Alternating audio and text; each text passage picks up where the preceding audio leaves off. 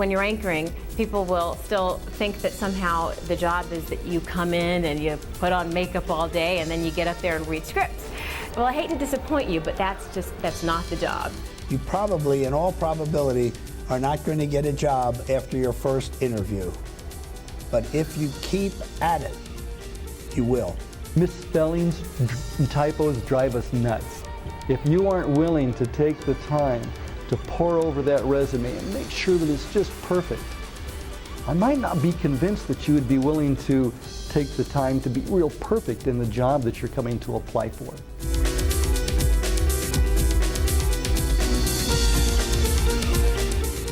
This is the huge one for me that, in a lot of ways, is a hard part of life, or kind of disappointing. But what I've found time and time again is that over-preparing is the very best thing you can possibly do. Meaning that if you go into a meeting or an interview or whatever the opportunity is, having plan A, plan B, plan C in your back pocket is huge. And the truth is, you may not use any of them. And that's the part that's really disappointing sometimes, because you go, gosh, I did all this work and I brought this whole thing and I prepared all this information and I never even used it. And that's okay. And that's going to happen more times than not.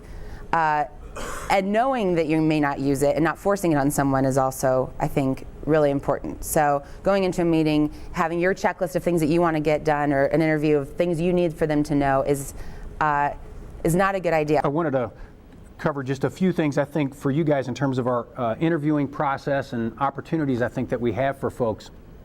I don't do a lot of the interviewing these days. I do meet folks that come in and are interested in what we do and perhaps are interested in working with us. And just as we talked about a moment ago, I guess I want to hear from those folks that are curious about our work and perhaps might want to work in the programming, the production and programming side of television, is, what can they do for me, to be perfectly honest? Okay? It's not what can I do for you. It's not the holidays. It's not the salary that I'm going to offer you. That's important to you.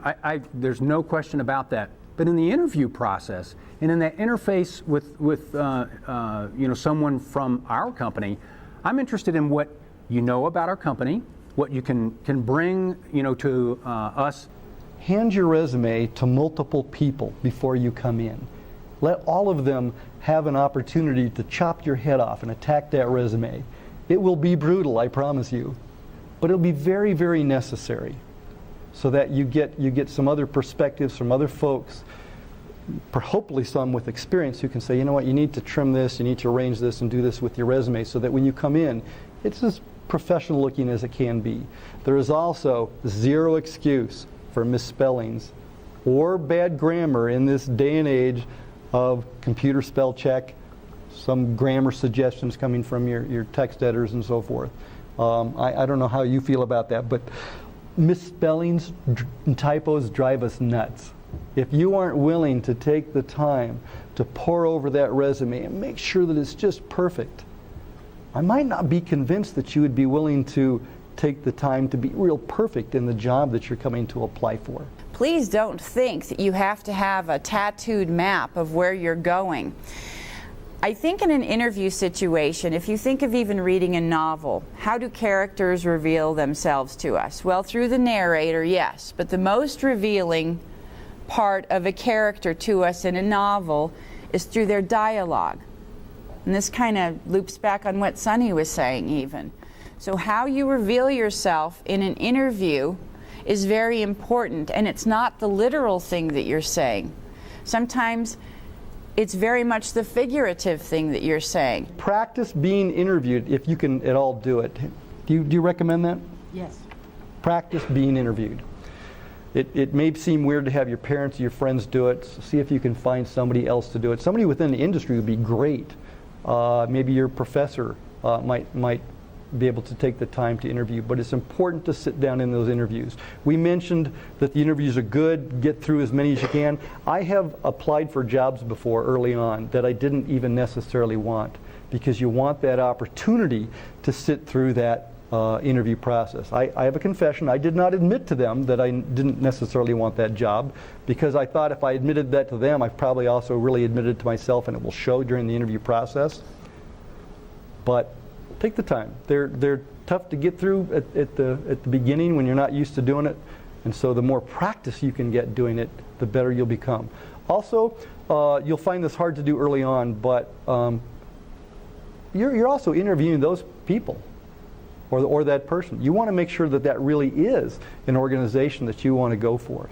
If you can go in there with just a little sense of that I'm also interviewing them to make sure they're a fit for me, I think it will ease you a little bit and give you a little more comfort level as you're sitting through that interview process. One of the hardest questions is, when has something blown up in your face and what did you do about it?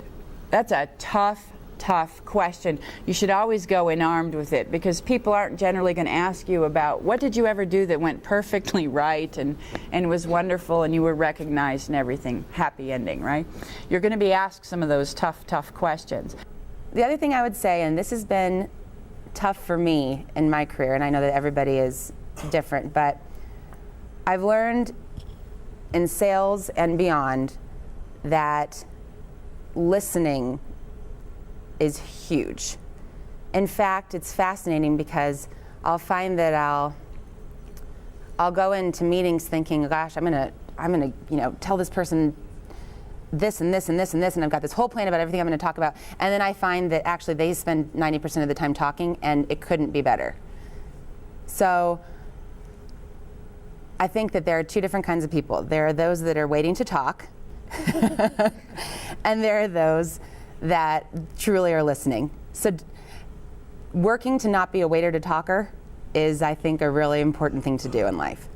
You want to relax a little bit when you come into an interview. Think of it as a conversation. Go back to what I'm talking about in terms of dialogue, and know that you have as much to learn from that interview, if not more, than the person who is interviewing you or the hiring entity has to learn from you. I feel it's very much a two-way exchange. Any opportunity, to Sonny's good point, that you can get to go in for a formal interview, please do so. Write specifically to that job and that job application. Don't hand out the same cover letter or the same resume that you've handed out to 50 other people. You need to tailor it specifically to that job. And the cover letters are very, very important. They will cover information that is not appropriate to the interview, but information that you need to get out there to the prospective employer.